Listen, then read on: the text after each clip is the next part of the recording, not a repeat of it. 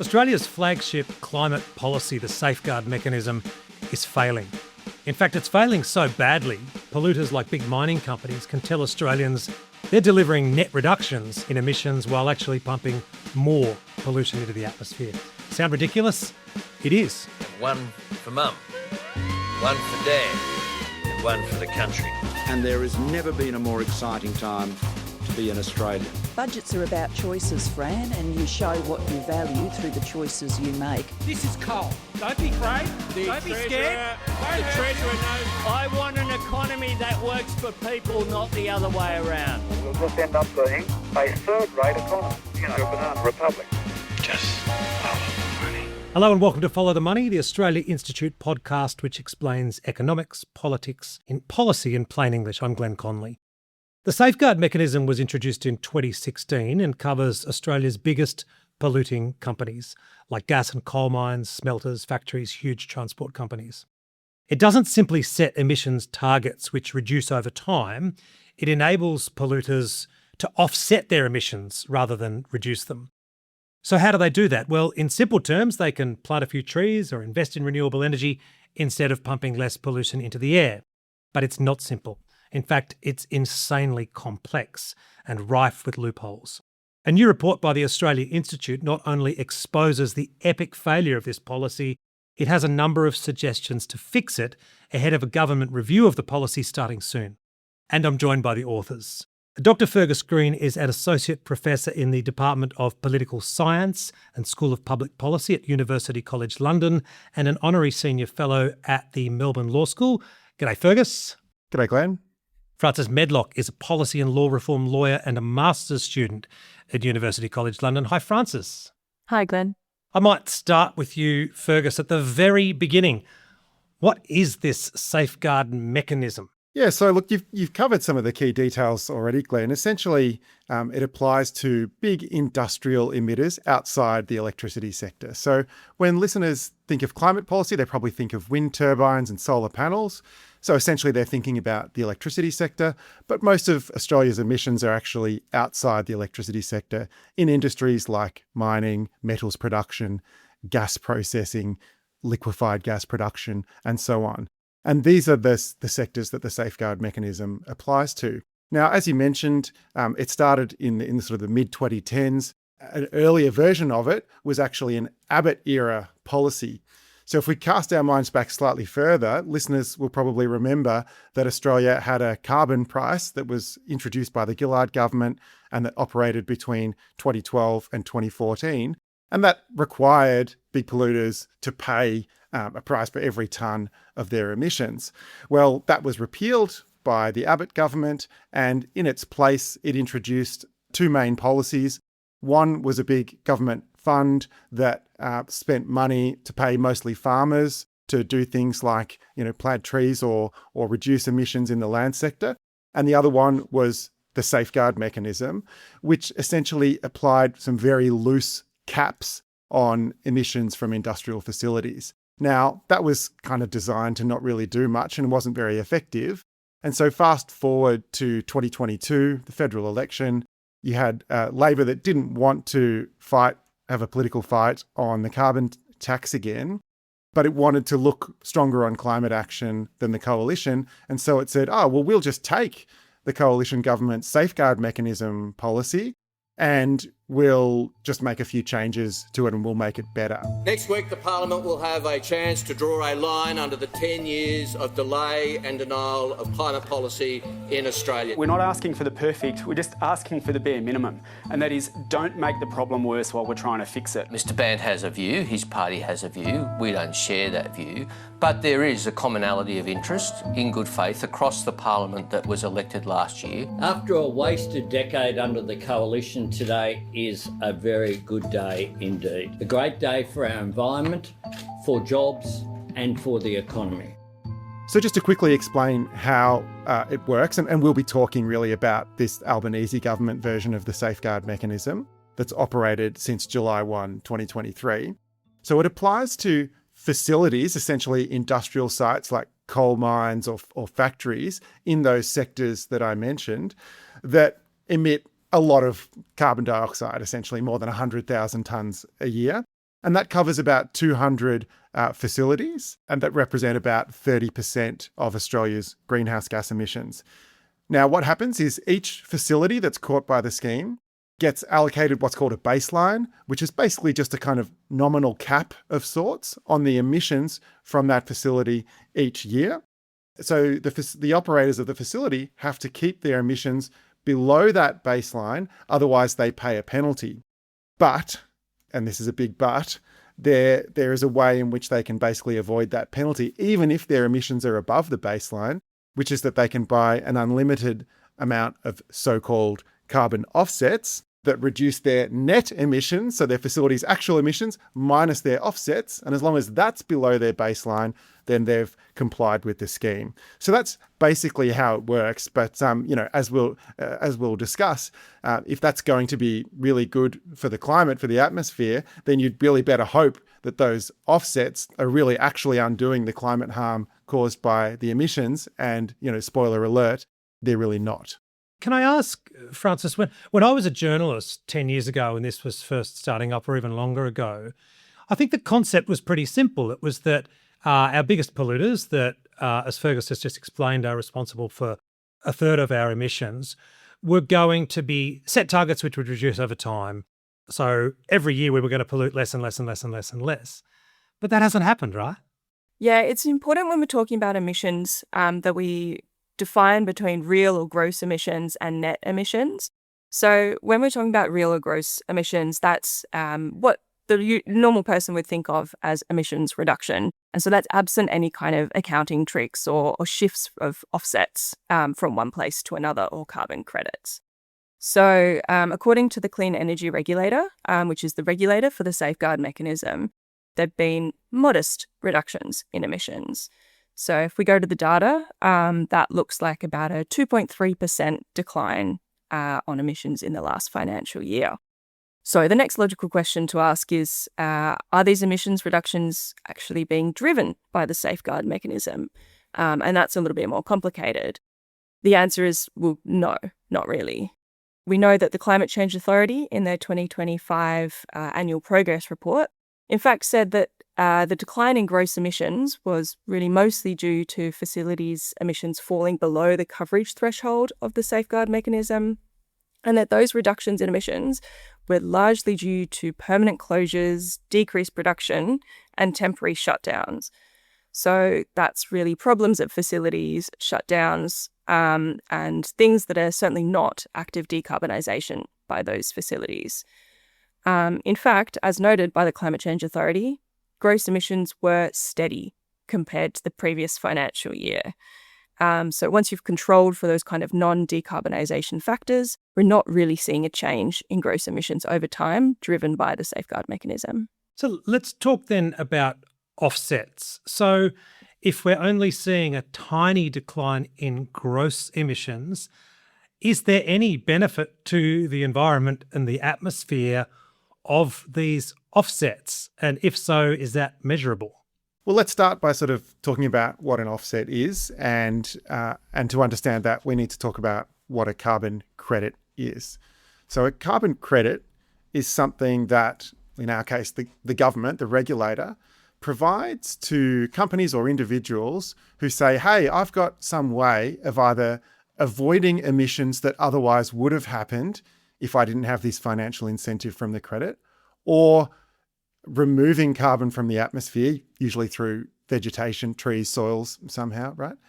And so they say, I've got a project that can avoid or remove carbon, and I'll register that with the regulator, and then according to sort of prescribed methodologies, and then the regulator will then issue me with a bunch of carbon credits, which in Australia's scheme, I can then sell to companies that operate facilities that are covered by the safeguard mechanism that have exceeded their baselines, right? So facilities that have emissions that are higher than their baseline in that year, they can then buy my credits. Those credits are called Australian Carbon Credit Units, or ACCUs, in order to offset their emissions. Back Back in 2015, the Australian Labor Party in New South Wales promised the people of New South Wales what they called the Great Koala Park. A big reason for the delay in the gazetting of the park is the government wants to monetise the trees for carbon credits, and it doesn't want to gazette the park until it's got a carbon credit method in place and approved. You have to have the system up and running before you can quarantine a park or an area to allow for that area or that zone to be eligible for the carbon transfer. If you do it in reverse, then you can't retroactively go to that national park or that forest and say, this will now apply to carbon offsets in the future. It's just frustrating, having worked in climate for over 30 years, to now learn the only way that we get a national park, which is the right thing to do for koalas and other biodiversity, only happens when we give a free kick to the oil and gas industry so they can greenwash. So the majority of the ACCUs that have been generated and used so far in Australia come from three methods. They are avoided deforestation, so not cutting down trees that purportedly would have otherwise been cut down.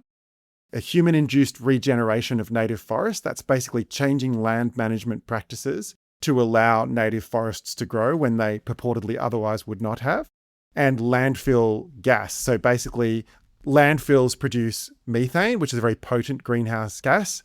And so landfill operators can capture that gas and either flare it off to produce CO2, which is less potent, but still a greenhouse gas, or they can generate electricity by burning that gas. So these are the three methods that have generated the most credits, but these methods have been highly problematic and they've been subject to big criticisms from experts. Summarised aptly in the following quote from Professor Andrew McIntosh, who used to be the chair of the Integrity Committee for these offsets schemes. And he says, people are getting ACCUs, credits, for not clearing forests that were never going to be cleared, for growing trees that are already there, for growing forests in places that will never sustain permanent forests, and for operating electricity generators at large landfills that would have operated anyway, end quote. So this is the kind of activity that's generating the vast majority of credits under the scheme. And there's other problems with other credits as well, but obviously these ones have attracted the most attention because they're responsible for the most credits. So these activities are getting credited, a lot of them not actually representing real emissions reductions or avoidance, and not capable, therefore, of undoing the harm to the climate system being caused by the extraction and burning of fossil fuels, and yet they're being treated as substitutes. And so you've got emissions going up over here, but they're not really going down over here, or nowhere near as much as they say they are, and yet they're being treated, one's being able to be used to offset the other. Francis, thinking as a journo, as a doer, as a voter, I think people would absolutely get planting trees to offset pollution. They certainly don't get the other dodgy ones that we've just discussed. But even if all of the offsets were completely legitimate, if you continue to pump the same amount of gross emissions into the atmosphere, or more, as it turns out, how's the planet going to benefit in the grander scheme of things? Yeah, exactly right. And I think there's two kind of issues there that we discussed in the paper around kind of offset integrity and the sort of inherent problem that we have with offsets. So when we talk about offset integrity, that's looking at things like, is the offset permanent? Is it additional? You know, would it have happened otherwise? And that's kind of around those avoidance credits that Fergus was speaking about. But then there's also the inherent problem with offsets, and particularly when we're talking about those vegetation offsets. Really, when you look at the impact of fossil fuel emissions going into the atmosphere, that's for hundreds, thousands of years. But vegetation credits can really only store carbon for certain periods of time, and that's notwithstanding if there happened to be some kind of climate-fueled disaster, such as a bushfire or a drought or a pest outbreak that would ultimately negate any kind of carbon benefit from those offsets. So that's certainly on the ACCU side of things. There's kind of the integrity issues and there's sort of that inherent issue with offsetting more generally. We also have internal to the safeguard mechanism a different type of offset credit, and that's safeguard mechanism credits. So they exist internal to the scheme, and they're generated when a facility overachieves on their emissions baseline, which is essentially they've been set the emissions limit, and they actually emit less in that financial year than that limit. They're then issued with these things called safeguard mechanism credits, and they can choose to bank those or they can choose to sell them to someone else. Now, problematically, again, as we'll find with all sorts of different offsets, these have integrity problems too. Certainly, when it comes to facilities that are coal mining facilities, we've found that there are problems with measurement and verification of the emissions at those facilities, changes to accounting methods, which means that some coal mines are being issued safeguard mechanism credits when they haven't actually decarbonised. And those credits will go on to other facilities or be banked for future use, therefore allowing more emissions overall to enter the atmosphere and cause more destructive climate change. Yeah, I'll just jump in there just to add to what Francis was saying there. Essentially the way baselines are set under the scheme is essentially arbitrary. Now there's a formula, there are parameters, it's not completely random, but ultimately the factors that determine baselines are quite arbitrary. And so the baseline is an arbitrary number. And then if you're a facility and you kind of almost happen to be below that baseline, then you're getting these credits. But a lot of these credits are just kind of money for nothing. It's like, well, your emissions are below this somewhat arbitrary baseline. Can I jump in though? Was the baseline set at what they were emitting as of the start of the scheme or a different date? Yeah, look, this is to actually fully answer that question would probably take 3 podcast episodes on its own, Glenn. But look, very basically, essentially the way baselines were set. So remember I mentioned the Abbott government version of the scheme. So basically the facilities under that, their baselines were set based on the historical emissions measured over a period of time for each specific facility. So it basically just couldn't emit more than its own historical emissions. When the Albanese government reforms came in, they basically legislated a gradual shift from these facility-specific baselines to industry average baselines, according to a kind of set proportion, which gets closer to industry average baselines every year. But then there was a whole bunch of lobbying and the special interests got special deals. So for instance, the coal mining sector's transition from facility-specific baselines to industry average baselines is much slower than everyone else's. So this is what I mean when there's a lot of arbitrariness in the scheme. And if I can give one concrete example that's actually just been in the news just since yesterday in the Australian Financial Review, based on some research that Tim Baxter has done, which looks at one LNG, liquefied natural gas production facility called Prelude, which is operated by Shell. So when the period in which Shell's historical emissions for that facility were being calculated, there were all sorts of industrial disruptions to production, which meant that production was quite low, but there were still quite a lot of emissions from the facility for complicated reasons I won't go into. And basically what that resulted in is that it had a really artificially high historical baseline.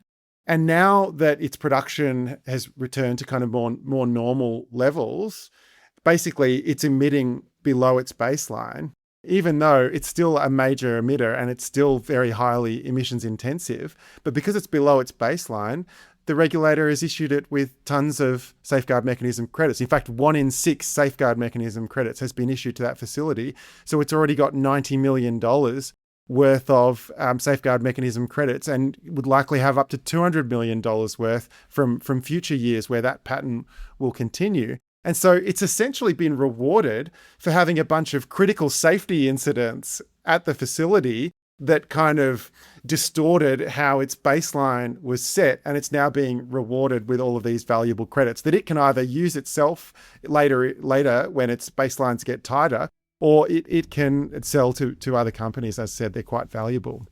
So profiting from polluting. We are denying reality if we think we're taking climate action, if we're not shutting off the tap of the poison that is driving climate change as fast as it's humanly possible. The country can't afford any new coal or gas fields. We also need a plan to rapidly phase out of fossil fuels, and this is something that we can do. Why do we need new coal and gas? Well, what we need is a sensible... Saying no new coal and gas is frankly a slogan, not a policy. In your paper, Safeguarding the Fossil Fuel Industry, which is a brilliant title, are you arguing that it's time to ditch offsets altogether, or at the very least significantly wind back the use of offsets in Australia? Yeah, look, essentially what we're really trying to do in the paper is to point out all of the problems with the scheme, the fact that it's not driving down emissions, the fact that that's because it allows unlimited offset use, the fact that it's not stopping new coal and gas projects from being approved, which is something we haven't talked about, but that's another important implication of this scheme, that the Albanese government has approved 36 new or extended coal and gas projects, and the scheme hasn't stopped that. So we're really trying to point out the problems rather than saying, oh, this is what you should do instead, though there are plenty of options for ways that the scheme could be reformed. Pretty much the only thing we explicitly call for in the report is to essentially do away with the ability to meet the scheme obligations using offsets. So we do think that you shouldn't be able to use offsets to meet the scheme obligations.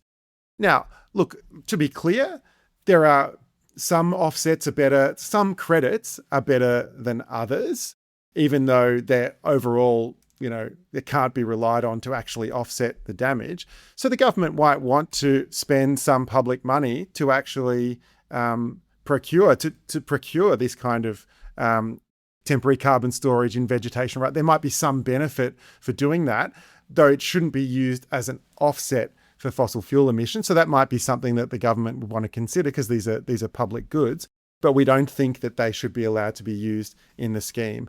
And look, there's a whole bunch of other things that the government could do to improve the climate policy in these sectors. I mean, it could legislate to stop new coal or gas projects from being approved. If it wanted to continue using regulation like the safeguard mechanism, if it took offsets out, then it would basically just be forcing companies to reduce emissions by tightening those baselines year on year and not allowing them to use offsets.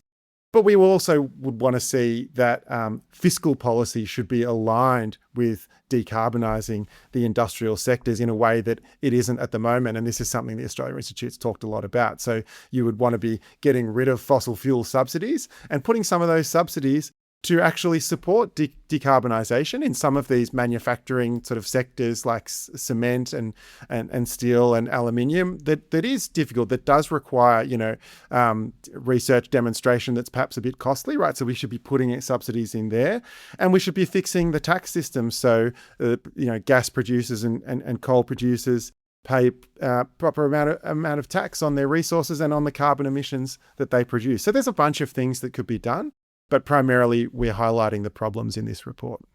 Look, another question to you both that probably also could be 3 podcasts, but what I don't get, and it's a bit like arguing for a gas tax and talking about the PRRT, is that proper action on climate change would be immensely popular among voters. So how is it that our politicians of both major political parties in particular are so useless and only ever tinker around the edges?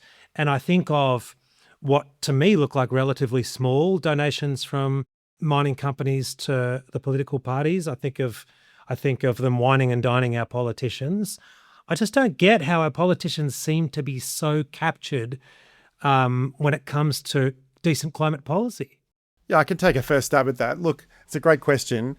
I mean, I think if you look at it from the perspective of politicians, their primary objective is to get elected and get re-elected.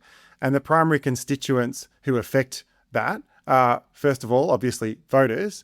And second of all, the big businesses, primarily, that can obviously shape votes through the media, through their own campaigns and public relations activities and so on, and who lobby governments. Now, when it comes to voters, yeah, you're right. Most voters do want strong climate action. But for the average punter, it's actually very difficult to understand the difference between actual strong climate action and sort of nice sounding rhetoric, right?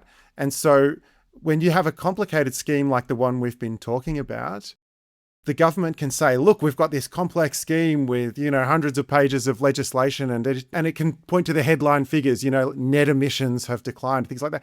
Now, most people don't understand the difference between that. And quite understandably, people have got better things to do than wade through all of this complexity. So they can sort of appease a lot of their constituents who want climate action by kind of pointing to these things and just sort of saying, we're better than the other guys. But they can also then appease big business by not actually doing much that hurts their bottom line. And we know that, you mentioned the sort of the lobbying, the donations and so on, but there's also the revolving door between, particularly the sort of mining and gas industries. A lot of people who work for those industries have previously worked for the public service or for ministerial staffers, or who then go on to work for ministers and their staff. So there's a lot of groupthink going on. And ultimately, I think a lot of the politicians and staffers and even public servants, senior public servants, kind of tend to think that, well, whatever's good for the gas industry and the mining industry is good for Australia. And so that's, I think, a big part of it as well. So ultimately, they kind of want to do more of what's in their best interests. And if they can still win votes by sort of pointing to these kind of pseudo climate policies that don't really do much, but most people don't really understand, well, then they've won big business and they've won votes. And Francis, you agree with that it's as somebody who's worked at Parliament House and been in an advisor world, it's just a culture, and it's a very small little number of people bouncing from the private company to the department, to the minister's office, to the backbencher's office, back into private enterprise. They seem to be constantly swirling. But what I don't kind of get is how that's just overtaken the whole way of thinking from all sides of this argument, because they just completely dominate the whole conversation. Yeah, definitely. And I think a lot of the kind of public understanding of that, firstly, when it comes to the sort of revolving door and the role that lobbyists play in Parliament House is lacking. Like, people don't fully understand the sort of integration of business into decision-making at the parliamentary level, certainly within the big parties. But I think the other point is around the kind of public narratives and the role of the fossil fuel industry in Australia. And that's looking at things like how much tax do they actually pay? How much do they actually contribute to our economy, these huge multinational fossil fuel companies, as well as these ideas around energy security and contribution to Australia's energy security, when a huge amount of the fossil fuels from newly approved, expanded and extended projects is actually slated for export. So it's having these enormous climate impacts globally and on Australia, and we will feel the impacts in Australia, but we're actually not really getting any benefit for the average Australian in terms of energy prices, security, and that sort of thing. So I think there's definitely shifts in the public narrative around the role of fossil fuel companies in Australia that need to change.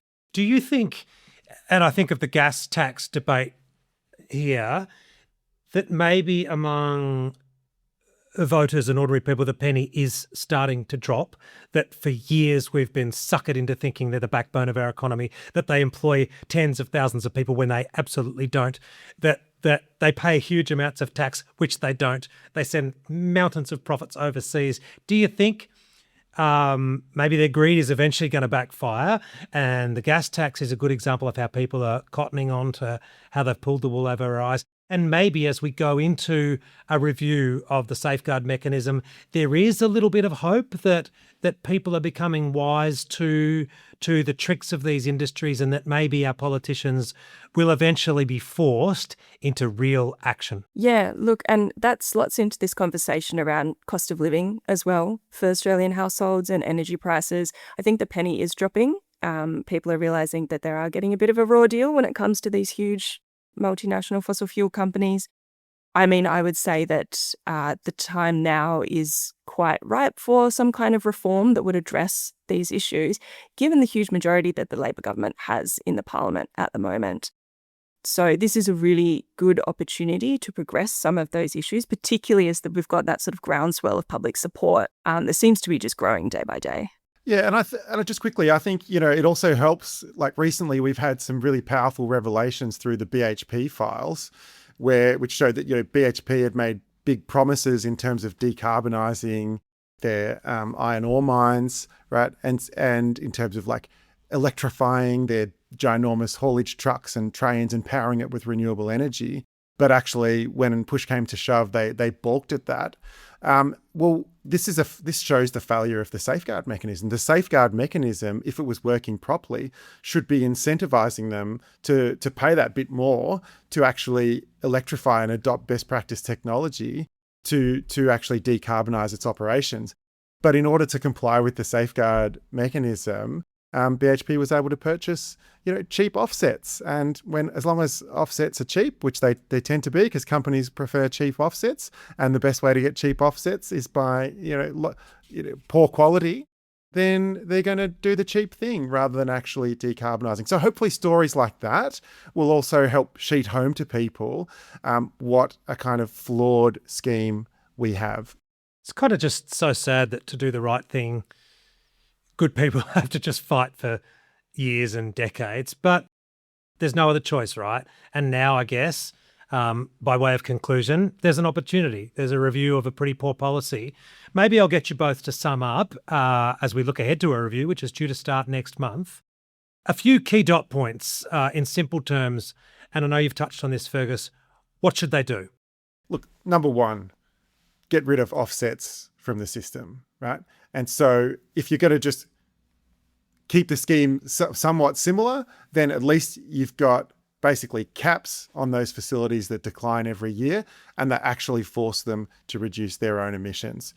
Ideally, what you do beyond that is fix our broken approval system that is allowing new coal and gas projects and big extensions to coal and gas projects.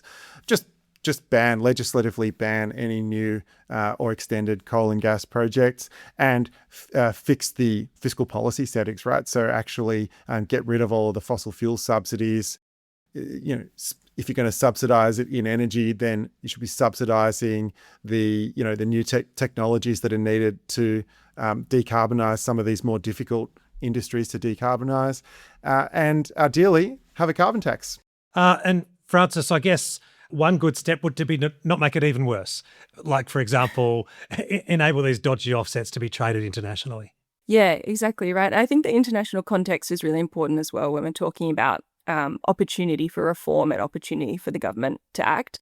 Ahead of the co-chaired presidency of COP31, the Australian government has really put itself out on the international stage as someone who is keen to take climate action and is going to be a responsible neighbour to the Pacific, essentially, and attended the Santa Marta conference earlier this year on the phase out of fossil fuels. So there's a lot of international context to suggest that we really need to act. The time was yesterday, but if not yesterday, then now. So with the review coming up and with COP31 at the end of the year, I'd suggest that it's really, really important that the Australian government gets a wriggle on. Thank you both for your work. No doubt your exceptional paper will indeed be taken into account when it comes to reviewing this pretty poor area of policy. Thanks very much for joining us, Francis and Fergus. Thanks, Glenn. Thanks, Glenn. If you'd like to read the report, you can find a link to it in our show notes. This episode was recorded on Tuesday the 23rd of June, and some things may have changed. Our theme music is by Jonathan McFeet from Pulse and Thrum, with additional music from the Blue Dot Sessions. I'm Glenn Connley. Thanks for listening.